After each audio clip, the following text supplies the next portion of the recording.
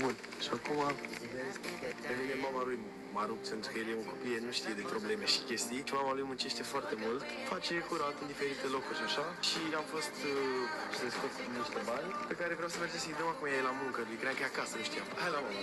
Deci, vreau să vă zic că vă apreciez maxim, aveți cel mai dulce copil și educația pe care i-ați dat-o.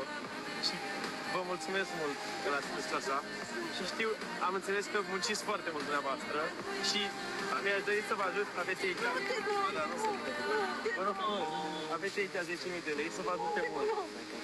Vă iubesc din tot sufletul meu. Îți dai seama cât muncește femeia asta, copilul ăla să nu simtă niciun lipsă. Tu ai văzut că el nu știa de probleme, nu știa de nimic, că e un copil. Gândește-te că a stat 3 ore cu el în Piața Constituției să mă vadă pe mine. Și plângea în hohote. Și ea săraca muncea până noaptea. Doar vă rog eu, dacă aveți ocazia să faceți bine, faceți, vă să primiți 10 mai